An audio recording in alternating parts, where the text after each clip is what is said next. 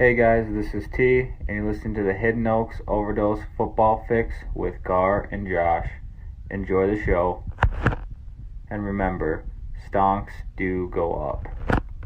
Unless you're T. Unless you're Elon Musk. All right, it is Tuesday, December 20th, 2022. It is 8 p.m. sharp, Josh. 'Tis the fucking season. Christmas is right around the corner, and I hope you're on the nice list, little buddy. But hello, everybody, and welcome to the Hidden Oaks Overdose Football Fix podcast. I am one of your lovely hostesses, the Garlic Johnson. We are joined, as always, by our other lovely hostess, the Joshua Mitchell. Josh, say hi to the folks out there.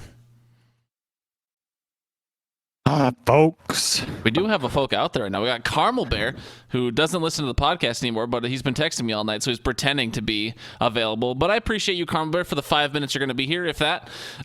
We got the Discord. Carmel Bear can chat in there if he wants, although I tried to call him out on Saturday when the Vikings absolutely stomped the Colts, but he didn't have anything to say in the Discord there. Segment start times will be down in the description below. And thank you, speaking of Mr. Carmel Bear, thank you at Levi Oki Illustration for all the beautiful art people can see. You got, when you're in the Discord here, you see mine, Josh's faces that Carmel drew, and then when you're looking at your Spotify or your YouTube or whatever, Carmel Bear is responsible for all the visuals. Every single visual you see, Carmel Bear is responsible. So make sure to hit him up if you ever need anything drawn. Josh, how we doing, pal? Durin. How are you, Gar? You know what? I'm doing all right. Like I said, I'm excited. It feels weird. Like, I understand Thanksgiving was already a couple weeks ago, but it doesn't. It feels like Christmas should be a month from now. It doesn't feel like Christmas is within a week. Yeah, I hear you there. What have you been up to? Have you gotten all your Christmas shopping done? Have you? I haven't decked started the halls. I've decked no halls. I have no Christmas spirit. I live alone. That's just more shit I'd have to take down. No halls have been decked. Okay, we have a Christmas tree with one ornament on it because that's how far along we had gotten with our decorations. We've still got time. We're just prepping for 2023. Are you a World Cup guy? Walters dropped in the chat. Carmel Bear. I was reading the things in reverse. Carmel Bear said go Argentina, although he's from Mexico, so he's currently being a traitor. But how do you feel about the football? Argentina versus France. You a big World Cup guy? A huge World Cup guy. Not the soccer kind, just, if there's a cup that could fill the world, I'll take it. No, I hate soccer. You didn't even see some highlights? Nothing crept into your feed like on Facebook or on Reddit? You didn't even see some of the cool highlights, dude? Ending in a shootout? They tried to force it upon me during the pregame on Sunday on one of the channels. I believe it was Fox had it going all the way up to the last minute. That's the game is still going. Yeah, that was real. Life. Yeah. But they forced it upon me, so I just turned the TV off and waited. In protest, you're like, "Fuck this! I'm not watching soccer." Yeah, it just didn't make any sense. It's I don't know. I'm pretty sure that I watched somebody trip and ask for a card during the handshake at the end. Red flag that fucker. Soccer. Give me the trophy, dude. Yeah, but the NFL is getting just as bad, it seems, with some of the flops and the begging that's going on. And I know it's been going on for a while, but for some reason this year it's just been a little bit more prominent in my eyes. What are they begging for, Josh? Do they deserve it? Sometimes they do, sometimes they don't. I'm talking more about, I've seen, how there's some scrums in there and there's some pushing and shoving. I've seen a few guys whose momentum after a tap goes in a different direction and is far more forcible than it should be. Unless Ant-Man's out there pushing people around, I just think a lot of flopping going on. But I do see that Mick is in the chat. I want to point out that the Bengals have been 100% of the people that I've seen do that because they're a bunch of scrubs and bums. Oh, whoa. We do not need to sit here and attack Micah. Micah's nice enough to sit here and listen to our podcast live, and you're just going to, ruin that whole man's day? I don't think that's very nice. And he's not going to put anything in the chat. He's going to message me on Facebook about it. Come on, Josh, that's not very nice. Well, maybe he should have a talk with Joe Mixon and have Joe Mixon put up 50 points so I don't lose a T in the Dynasty League. God damn it! Is that how you feel on the inside? and the outside. But yeah, should we move on to the Gars Grinder? I have a feeling that the Gars Grinder and the Rant and Rave are going to be a little bit longer than usual this week. No, Gars Grinder won't be too long actually, because I didn't even look up his game stats. It doesn't matter. I just want to reiterate. I've said it on the pod multiple times, and you and I have had. I don't want to call them lively discussions, because we've had more lively discussions than this, but like when it comes to paying running backs and this and that, I definitely know that it's 30 degrees and I'm in the pool. Josh can't ruin my day. Love that. Anyways, we've talked about paying running backs. That's only 1 degree above freezing. What are you, crazy? That's obviously in Celsius. But yeah, so anyways, I keep getting sidetracked now. Thank you. But no, so Dalvin Cook is a difference maker, and I know when Dalvin Cook got his contract, you were pooping on it, and then when Aaron Jones got a very similar contract, like, actually, I think it's a very good deal. So you're talking up both sides of your map. But Dalvin Cook is a difference maker. Dalvin Cook is an X factor, okay? He's not the only X factor we have, but Dalvin Cook can break plays. We saw it in the Buffalo game. We saw it on Saturday. 2 minutes to go, 64-yard screen pass to the Haas. Dalvin Cook is a difference maker, and that's why you pay people like him. Alexander Madison could never do what Dalvin Cook has done for us multiple times this year. Dalvin Cook has changed the game, and so I want to recognize him as Gars Grinder. Of course, the momentum was already going in our favor. That's not to say we couldn't have scored without him, but Dalvin Cook, without a shadow of a doubt, he has made differences for us this year, and we probably have more wins because of Dalvin Cook and his ability to break plays, at a moment's notice. So I just want to say, Dalvin Cook, you've been a Gars Grinder all year, and you deserve more respect, and I'm fine with I'm fine with you having the contract you have because of your playmaking ability, because of how far and above you are the next average running back. So that's all I wanted to say. It's kind of a rant and rave, also a Gars Grinder, but Dalvin Cook, this week's Gars Grinder, because of what he did on Saturday that doesn't exist, all right? At least to Caramel Bear. I mean, maybe he's talking about Jeff Saturday. Maybe Jeff Saturday doesn't exist anymore. I heard someone filed a petition to strip his name from him after that performance. He can be Jeff Monday or something. Yeah, because nobody likes Mondays. All right, Josh. Yeah, I mean, a good grinder. Yeah, he had that one break-off play on that screen pass, I believe. But going into your rant and rave, I mean, I just feel like the writing was on the wall starting week 1 with his performance. So I'll let you go into your rant. I mean, it's unless you're going to rave about him. Oh, Jonathan Taylor, what are you doing?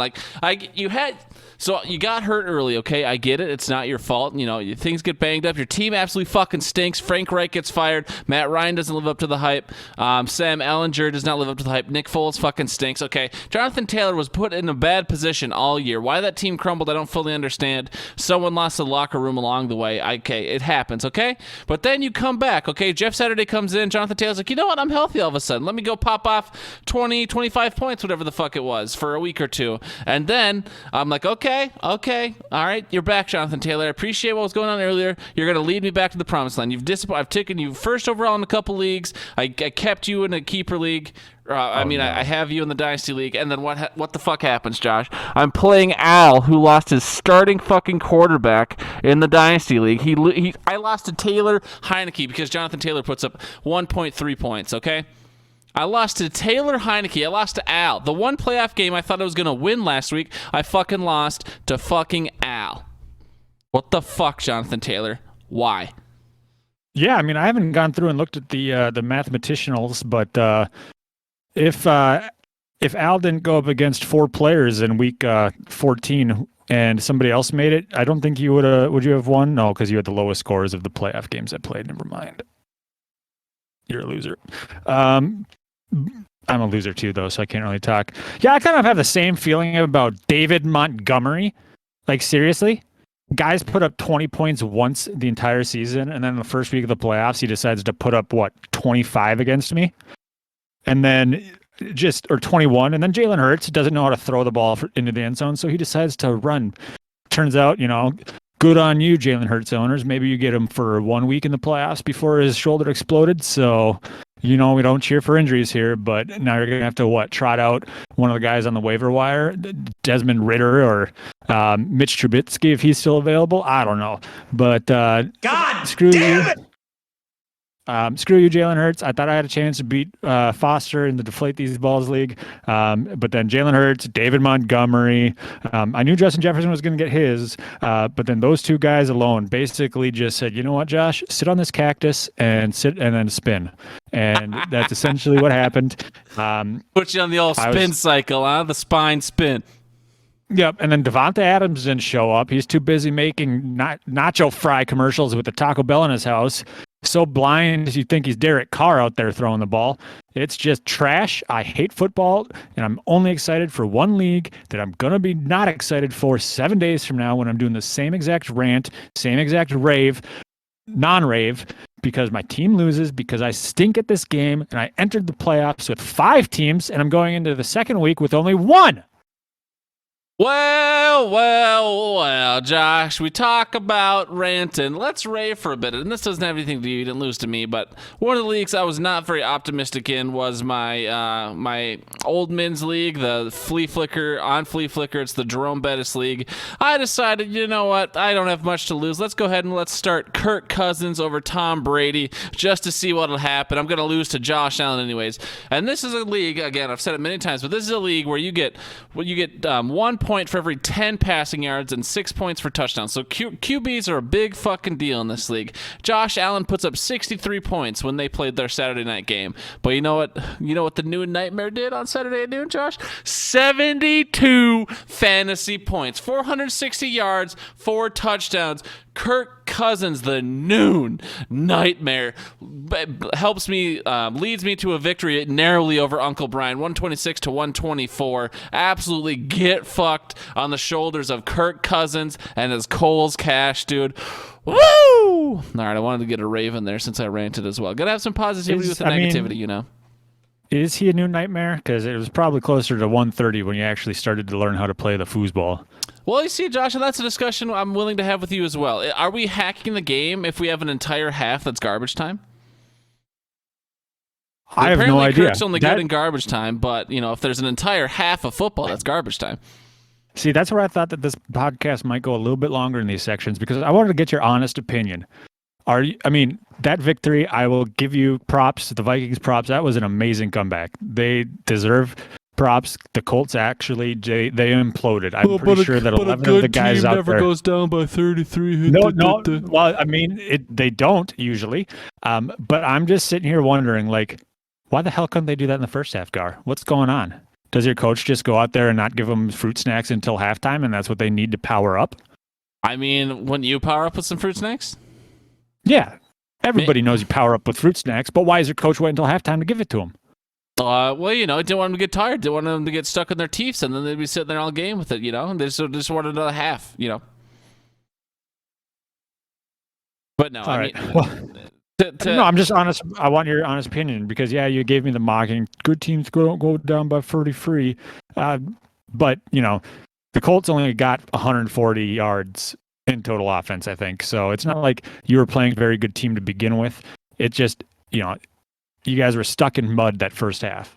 I don't know, Josh. What you to use your own words against you, which is one of my favorite things to do. What you said earlier this year when you were defending the Vikings, I forget in what the exact context was. You were like, you know what? I think good teams find a way to win games, and so we won the game, and that's all that matters. And I don't know what happened, but I mean, if they can put up 30 points in one half, we can put up 30 points in the other half. So obviously, it's not great to see. I thought we were going to have another Dallas situation, but you know, I've been lukewarm on the Vikings all year. I don't think it's out of question for me to say. Obviously, it didn't look good, and so my opinion didn't change at all. It's nice to see that we could rattle off 33 points, or 36 or 39 unanswered, whatever it ended. Not 39 unanswered, but whatever we ended up scoring in a row there to catch up. Yeah, I mean it's good to see, but you know it's questionable that they got in that position in the first place. So I mean their brand of football has been pretty unsustainable most of the year. It's always good to get the win, but yeah, I don't know. This team is leaky on defense, and I think if the Colts would have just taken a knee every position in the second half when they were up by 33, I think they would have won the game that way. So you can blame the Colts for sure for letting us stay in it, but at the same time, we took advantage of pretty much every opportunity. So I don't know. We won the game. Do I think we're going to win the Super Bowl after a game like that? Nope. My opinion's still the exact same as it was the week before. But all we have to do is get into the dance, which we've clinched our division. So all you need to do is get into the dance and get lucky a couple times, and you could win it all. So we'll see what happens. I don't think we're gonna, but anything's possible at this point. All right, that's all I was asking was your opinion. You didn't need to throw my words back at me because good teams do find a way to win. And I already said before I asked you the question, it was an amazing win. So I was just asking your opinion. Yeah, but what about Dallas? How come you're always shitting on Dallas? They have a lot of wins. Are they not a good team if they're finding a way to win games? Did they find a way to win this past week? What do they have, like 10 wins right now, Josh? What are we talking about? I don't know. They're frauds.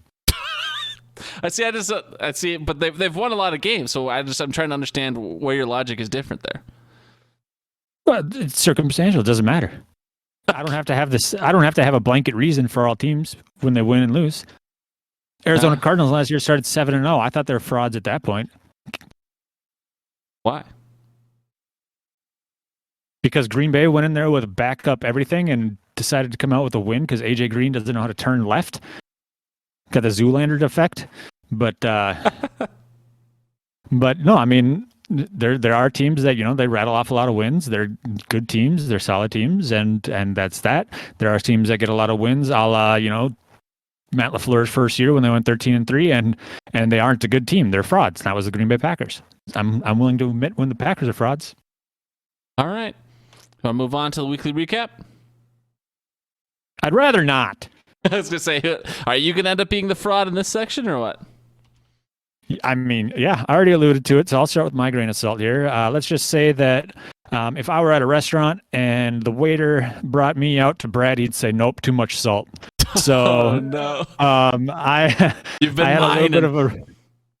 had a little bit of a rough week. I did win in the redraft league, which was nice, I guess. It was kind of like finding, a marshmallow in just like Lucky Charms. You think you get no marshmallows and you find one in your bowl. It's like, oh, cool, I guess. But deflate these balls. Got annihilated. Victoria's Secret, I lost by 4. Butt Sweat Dynasty, lost by 3 on the last play of 2 games. Literally 2 games simultaneously, 2 points each for the players. Great. Hidden Oaks Dynasty, wasn't even close. I knew it was done the second George Kittle put up 25, and then the second Dalvin Cook put up 25. I was like, well, okay, season's over. Good luck. Bye. Mm-hmm. How are you, Gar? How's your salting? I haven't had a good year overall. I've admitted many times, but overall, I thought I was only going to win one of my total 4 fantasy matchups. I thought I was going to go 1-3, and like I said earlier, the one matchup I thought I was going to win, I thought I was going to beat Al and deflate these balls league. That's the only matchup I lost. I beat Uncle Brian, like I already talked about. I won the Champs Branch Out League. I squeaked it out against Glick. I won the BSB League. Get fucked, Yonkins. I'm going to lose to Mika this week, but I won the first matchup, and I made it to the final 3 in Brad's Guillotine League, which we didn't even touch on too much last week. So, I'm guaranteed $80 out of the Champs Branch Out League. I'm guaranteed $40 out of Brad's Guillotine League. So things are looking up a little bit. I might end up breaking even, or maybe even coming a little bit of cash flow ahead this year. So I've still got, I'm in 2 championships coming up these next 2 weeks, and then I've got, I'm in the semifinals in 2 more leagues. So if I can just split those, I think I'll be fine financially. Maybe take a third and then a second even. I don't need to be greedy, but my week was much better than I thought it was going to be. But I'm playing a lot of first place teams this next upcoming week, so I don't know that I'm going to go much further. But it's nice to get the wins that I did, and we'll hope we can just go ahead and get lucky again next week, and then we're talking money, man. We're talking money. Well, good on you. I'm glad. I'm happy about that. Yeah, no, I mean, like I said, I'm happy I won at least one game because I believe on the Saturday morning show I already admitted defeat in 5 leagues. So that's tough. Yeah, I was like, this is just trash because I was looking at after the Thursday night games, I had like 4 points amongst 2 players because of my receivers just crapping out, and yeah, so I knew it was going to be a rough go of it. The league that I thought I might get my second win in was the Butt Sweat and Beers, and I didn't think I'd be getting that close. So when it came down to the final 2 plays, of those games. I was a little butthurt about it, but at the same time, I was like, I shouldn't have been in this position in the first place. But it's whatever. Should we move on to the FanDuel top three, or do you have anything to add? No, I mean, I hope I get lucky in the playoffs again, but I don't think I will. Let's go hit us with the top three, Josh, and then I'll do the Hoodlines after that. All right, top three fantasy points. We've got the running back Jalen Hurts, 36.7, Patrick Mahomes, 32.7, Favre, and then Zay Jones, 31.9. Top three values: Zay Jones, 5.1 times value, Jerick McKinnon with 4.9, and then Russell Gage with 4.1. Top three totals: me, 132.34. Thank you. Shipman, 1999, 124.94, and then Jack Miff at 118.62. The top three leaderboard is currently Nikita Mitchell, 21, 1301.2, who netted a positive 4.86 this past week. Jack Miff at 1295.48 with a net of 11.38, so jumping up a little bit more than Nikita did. And then Garbanzo's Beanies with 1287.18. He went down from second, but he didn't net a positive number. Remember about Tilo and Lolo, week one on a different account, which is Sus, currently at 1283.62. Is that there with week one added, or? Yeah, correct. Yep. Okay. I was just curious about that because I was looking and I didn't see the account that was missing, but maybe it got deleted. Yeah, it did. Yeah, it was called Tilo, and Lolo's in there now. There's a screenshot of it in Discord, but it was a lot more prevalent last week when the third place person was Jack, and I think they had like 1285, so they were within 2 points. But I don't even think Lolo put in the lineup this last week. But just letting people know, it's still out there. So. Yeah, I don't think it matters when I close out with back-to-back 160 plus weeks. I mean, you could make it not matter for sure. You have that power. You don't I? The maybe medical minute. We're just gonna go ahead and say that 300-pound people falling on your shoulders hurt. It's going an ouchie. Yeah, going on. We're gonna go to a national favorite. The Hoodlines. They're brought to us by none other than the Sky Boosters. Sky Busters, sorry. Sky Boosters is the rival. And so with the Hoodlines, we always like to do a little bit of an upbeat intro. Gar, do you have an upbeat intro you'd like to provide for us? Or would you like me to provide that upbeat while you read the lines? Josh, I would love for you to give us... Lines brought to us by Sky Busters. Pew, pew, pew, pew, pew, pew.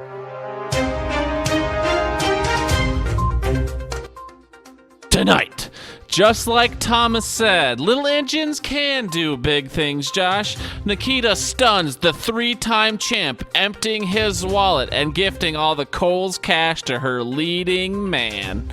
After that, the Hood's Keefe Chief rides with the Chiefs Kingdom to a convincing victory.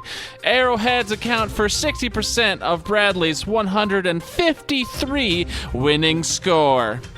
And after that, our lowest scoring playoff winner thanks the Christians for leaving the other cheek on the bench. This time, the Giant prevails over David, and he has Lamb on his side. All that and more right now.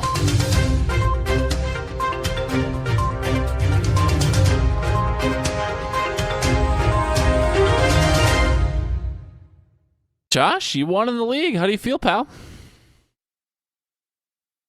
Well, as you pointed out, probably cackling to yourself as you typed it up, I was the lowest scoring playoff winner. I'm okay with it. Obviously, not too fond of seeing Justin Herbert with only 11. Devontae Adams with only 6. But when it needed to get done, CeeDee Lamb put up 20 and Ramondre Stevenson 25. They had enough to get me over that hump, so I was happy with that. It wouldn't have, it would have won me.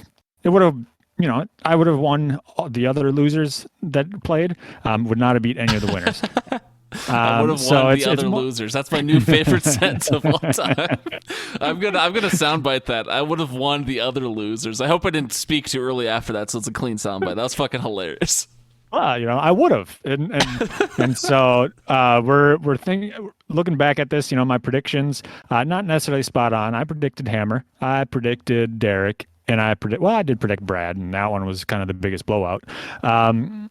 But yeah, no, I'm okay with, like I said, I'm just happy that I can move on to the next week and not play Eric's.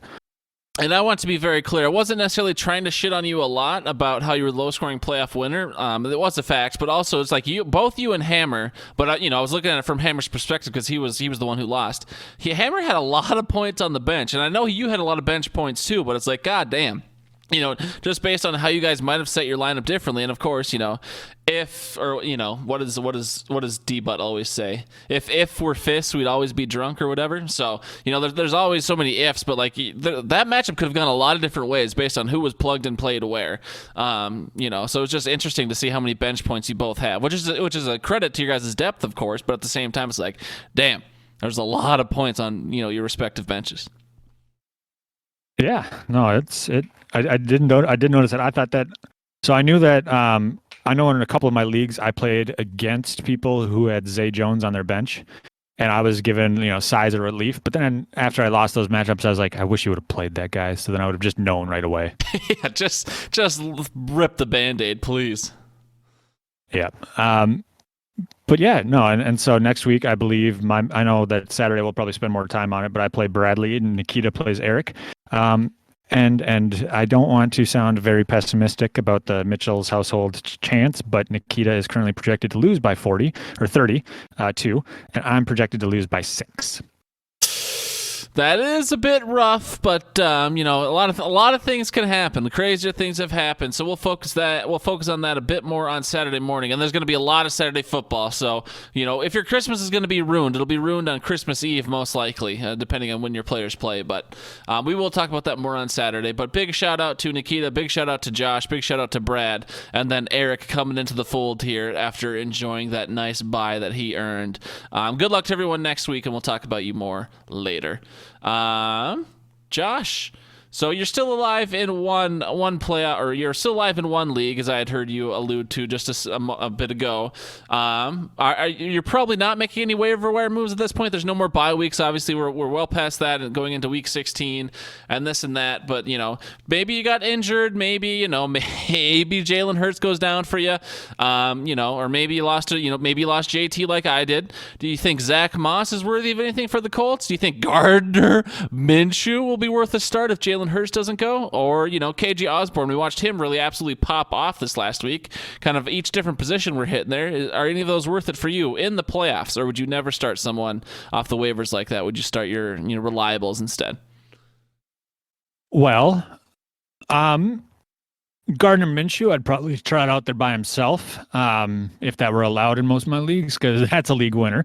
KJ Osborne has had a couple good weeks here back to back, I believe, but I'm not so sure on Zach Moss. So if you're absolutely desperate for people and you're in a deep league, Gardner Minshew might be a good play if he plays.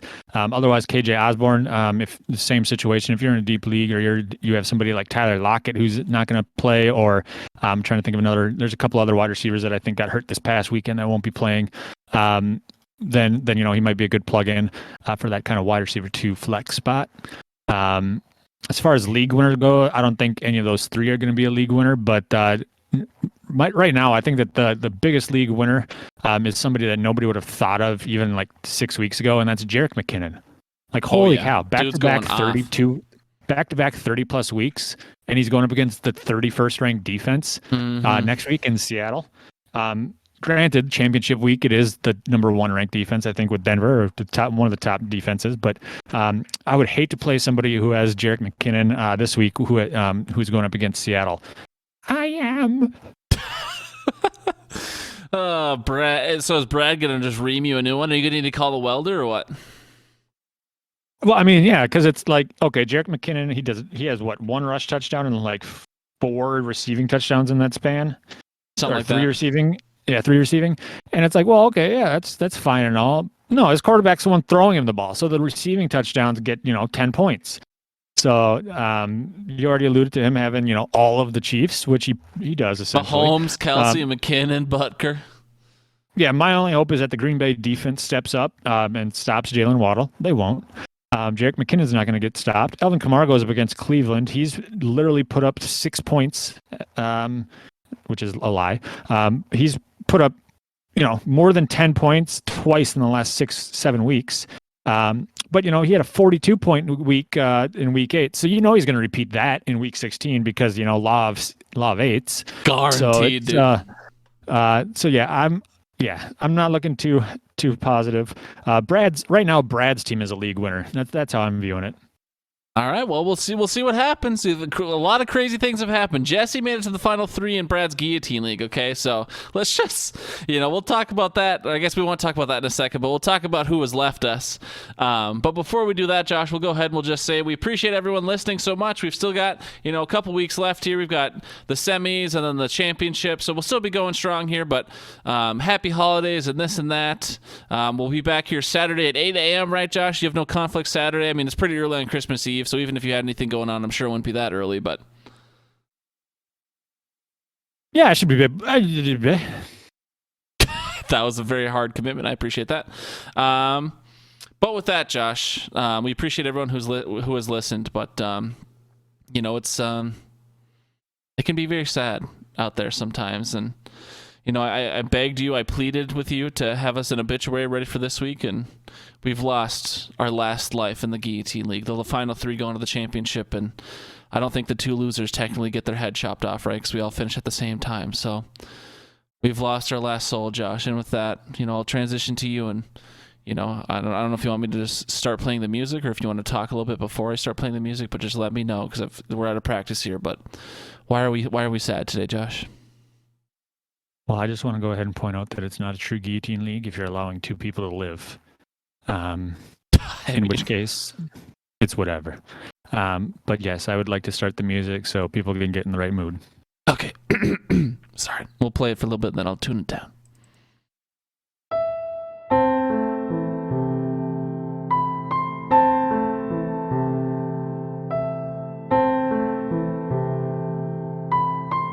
R.I.P. in peace, Jeremy Pribs Brabernauer, 9/5/22 to 12/19/2022.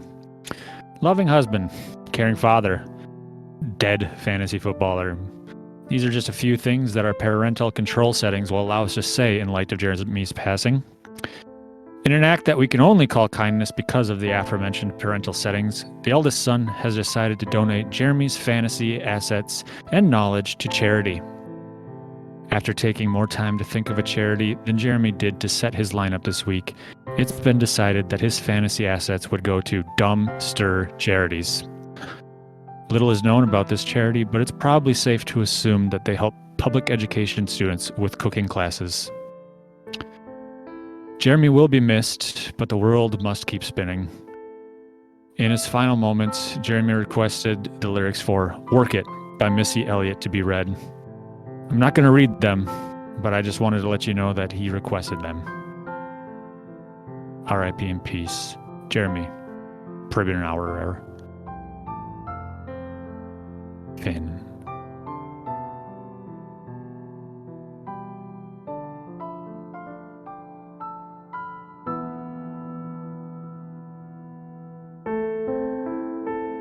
Great googly moogly.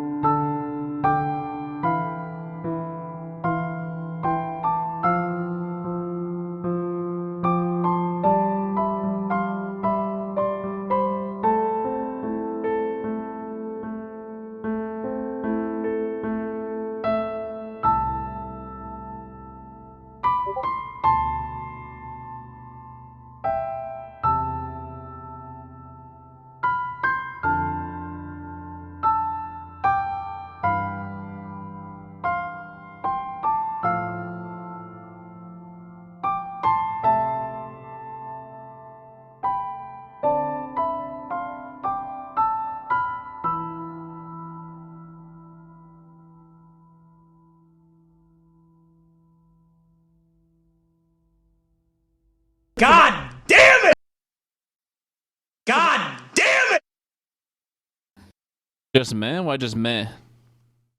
Because I keep looking at the fantasy scores and going, I stink. Oh, no. All right. Well, while you're stinking, can you go ahead and give me a good 5 to 10 words so I can make sure you're loud or quiet enough, depending on how you're feeling this particular evening? Yeah, I can probably do that. This is probably how I'm going to talk because talking. All right. Nailed it. Thank you very much, Josh. You've been so cooperative.